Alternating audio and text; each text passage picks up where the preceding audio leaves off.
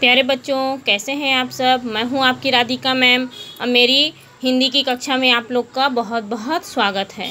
बच्चों, आज हम आपकी हिंदी पाठमाला से पढ़ेंगे आपका पाठ 5। क्या है बच्चों? हम पाठ 5 हमारा रोबोट। बच्चों, पहले वीडियो में मैंने आपको ये लेख है ना, एक मतलब राहुल का जन्मदिन है, उसके लिए उसके पापा ने कौन सा तोहफा लाया, वो रोबोट कैसा था, उसने क्या क्या किया, हम रोबोट से क्या क्या काम ले सकते हैं, है ना, इन सब के बारे में हमने बहुत अच्छे से जानकारी प्राप्त की है ना। वर्तमान में हो रहे नवीन आविष्कार से हमें ये पता चलता है कि हम आने वाले समय में और भी वैज्ञानिक युग में चले जाएंगे। तो बच्चों, चलिए हम आप शुरू करते हैं इसके अभ्यास प्रश्न। और सबसे पहले मैं आप लोग को बता दूं कि जैसे मैंने कॉपी में किया है वैसे ही ठीक आप लोग को भी वैसे ही कॉपी बनानी पड़ेगी, है ना। तो चलो शुरू करते हैं। सबसे पहले हमारा शब्दार्थ। तो बच्चों, मैंने पहले बताया है कि यहाँ पर जो शब्द आते हैं, है ना, वो शब्द हमारे पाठ से ही लिए गए हैं और उसके यहाँ पर अर्थ दिए गए हैं, ठीक है। तो ये हमारे पुस्तक में है ना। और चलिए आगे बढ़ते हैं हमारा अभ्यास प्रश्न के पास। तो प्रश्न पहला है, जन्मदिन के दिन राहुल की दिनचर्या कैसी थी। बच्चों, हमारा पहला प्रश्न है, जन्मदिन के दिन राहुल की दिनचर्या कैसी थी। तो आप लोग को पहले ही पता है कि राहुल की दिनचर्या कैसी थी, वो क्या कर रहा था, है ना। कौन बताएगा बच्चों हमें? तो मैंने यहाँ पर कॉपी में बनाया है, वैसे ही आप लोग बनाएंगे। देखिए मैंने यहाँ बनाया है,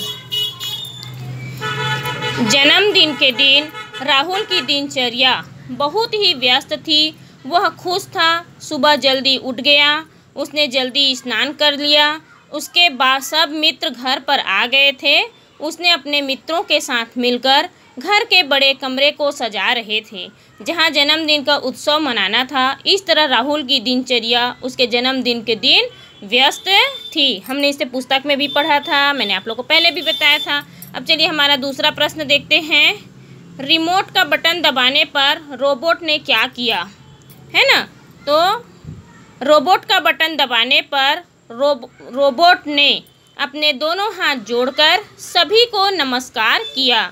उसके बाद हाथ मिलाने के लिए अपना हाथ आगे बढ़ाया और कहा, राहुल भैया तुम्हें जन्मदिन की बधाई हो। किसने कहा?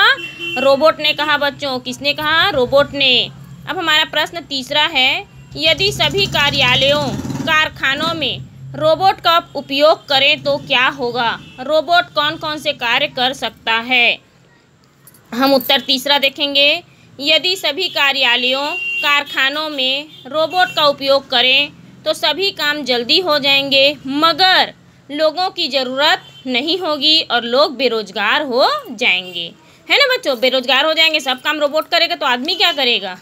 फिर रोबोट दफ्तर में साफ सफाई करता है, घरों में कपड़ा धोने का काम करता है, वॉशिंग मशीन करती है ना, और कारखानों में गर्म वस्तुओं को रखना जिन्हें मनुष्य जलने से डर से नहीं छूता है, वो सब काम कौन करता है? रोबोट करता है। फिर है हमारा चौथा प्रश्न, मशीनों के आने से हमारे जीवन में क्या फ़र्क पड़ा है। तो मशीनों के आने से बच्चों महीनों का काम घंटों में निपट जाता है, अधिक मजदूरों की ज़रूरत नहीं होती है। जैसे घर की नींव हो, तालाब की खुदाई करना हो, जो काम करने में हमें दिन भर का लगता था, अब वो सब काम क्या होते हैं? घंटों में हो जाता है। प्रश्न पांचवा है, तुम अपने दैनिक जीवन में कौन कौन सी मशीनों का उपयोग करते हो। तो हम उत्तर पांचवा लिखेंगे बच्चों। हम अपने दैनिक जीवन में बहुत सी मशीनों का उपयोग करते हैं जो निम्नलिखित हैं। पहला है कपड़े धोने की मशीन, वॉशिंग मशीन यूज करते हैं ना। दूसरा है रेफ्रिजरेटर जिसे हम फ्रिज कहते हैं। तीसरा है कूलर। चौथा है हीटर। पांचवा कंप्यूटर आदि बहुत सारे उपकरण हैं जिसे हम अपने दैनिक जीवन में उपयोग करते हैं ना। फिर है हमारा प्रश्न छठवा, रोबोट व आदमी के कार्यों में क्या अंतर है ना।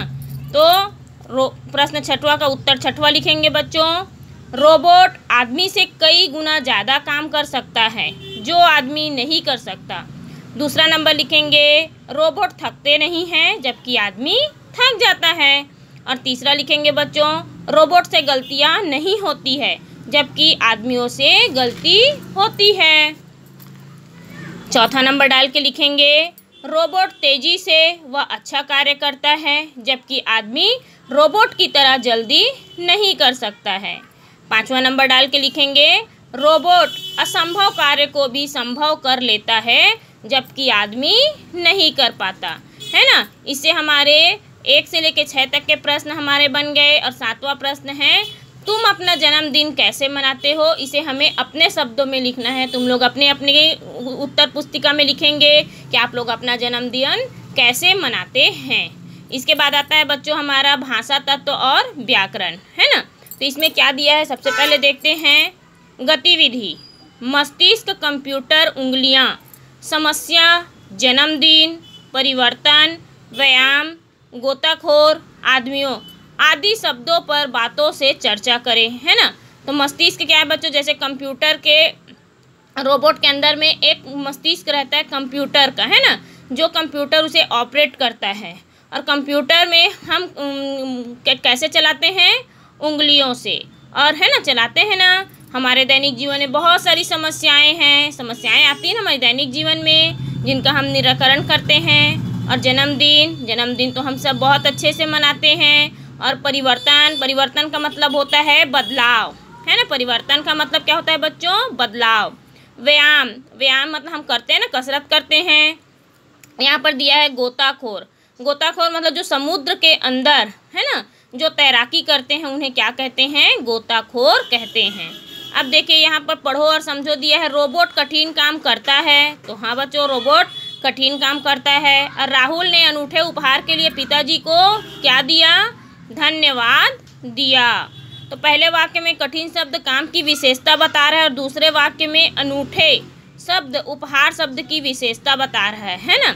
विशेषता बताने वाले शब्दों को क्या कहते हैं, विशेषण। और जिनकी विशेषता बताई जाए उन शब्दों को क्या कहते हैं, विशेष, है ना।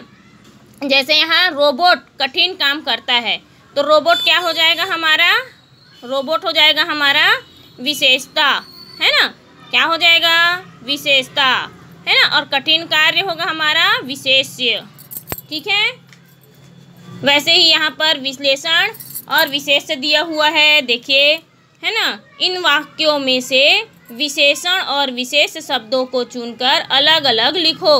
तो देखिए, क खिलौना रोबोट कठिन काम नहीं करता। तो बच्चों यहाँ खिलौना रोबोट क्या आ जाएगा, विशेषण। और विशेष क्या हो जाएगा हमारा, कठिन काम नहीं करता। फिर ख है, पिताजी ने अनूठा उपहार दिया। तो पिताजी हमारा किस में जाएगा, विशेषण में। और अनूठा उपहार दिया विशेष से हो जाएगा। डिब्बे में क्या होगा, विशेषण। और लाल फीता बंधा था, विशेष्य। यह एक विशेषण, बड़ा खिलौना है, विशेष्य। तो बच्चों इस तरह से हमारे बहुत सारे शब्द दिए हुए हैं, जिन्हें आपको पढ़ना है और पढ़ करके इसे ऐसे ही पूर्ण करना है ना। उसकी आवाज़ सुनकर मैं उठ गया। इस वाक्य में उठना और जाना क्रियाओं के सही रूप बनकर उठ गया क्रिया का प्रयोग हुआ, है ना। उठ गया, एक क्रिया के साथ जब दूसरी क्रिया मिल जाती है तो दोनों क्रियाएं मिलकर क्या बन जाती है बच्चों, संयुक्त क्रिया कहलाती है। क्या कहलाती है, संयुक्त क्रिया, है ना। उपयुक्त वाक्य में उठना क्या है, मुख्य क्रिया। और उठ और जाग क्रिया का मिल जाना क्या हो गया हमारा, संयुक्त क्रिया बन गया। क्या हो गया, संयुक्त क्रिया, ठीक है। तो ऐसे ही आप लोग के छोटे छोटे प्रश्न दिए हुए हैं, जिन्हें आप लोग को खुद से करना है। और इन्हें कॉपी में नहीं करेंगे तो भी चलेगा, है ना। जो प्रश्न और अभ्यास मैंने दिए हैं उसे आप कॉपी में ज़रूर करेंगे। फिर यहाँ पर से देखिए, क्या, क्यों, कैसे, कब शब्दों का प्रयोग करते हुए नीचे लिखे वाक्यों को प्रश्नवाचक वाक्य बनाइए, है ना। तो यहाँ दिया है, वह जल्दी उठ गया, है ना। तो हम इसे अपने मन से बनाना है। वह जल्दी उठ गया, तो वह जल्दी क्यों उठ गया, है ना। तो हम यहाँ पर क्यों लगा सकते हैं, वह जल्दी क्यों उठ गया, या वह जल्दी कैसे उठ गया। शाम को सभी मित्र आ गए, शाम को सभी मित्र क्यों आ गए, है ना। या शाम को सभी मित्र कैसे आ गए। हमको सिर्फ एक शब्द जोड़ करके प्रश्नवाचक बनाना है, ठीक है। संगीत शीघ्र ही बंद हो गया, तो संगीत शीघ्र ही बंद कब हो गया। तुम सब इसके कर्तव्य देखेंगे या देखोगे, तो तुम सब इसके कर्तव्य, क्या तुम सब इसके कर्तव्य देखोगे आया। प्रश्नवाचक ऐसे ही बच्चों हमें प्रश्न बनाने हैं। और इस तरह से आप लोग का ये पार्ट कंप्लीट होता है। आपके पार्ट का नाम था पार्ट 5 रोबोट। पहले वीडियो में बच्चों हमने इसे कहानी के रूप में पढ़ा, इसके बारे में समझा, रोबोट के बारे में जाना कि इसके क्या क्या उपयोग हैं, इससे क्या क्या हम काम ले सकते हैं, है ना। और अभी आज के वीडियो में हमने इसके अभ्यास और प्रश्न देखे। तो बच्चों मैं अगले वीडियो में आप लोग का पार्ट 6 लेकर के आऊँगी। आपका पार्ट 6 का नाम है चित्रकार मोर। तब तक के लिए बच्चों आप लोग घर में रहें, स्वस्थ रहें, सेफ रहें। गुड बाय बच्चों।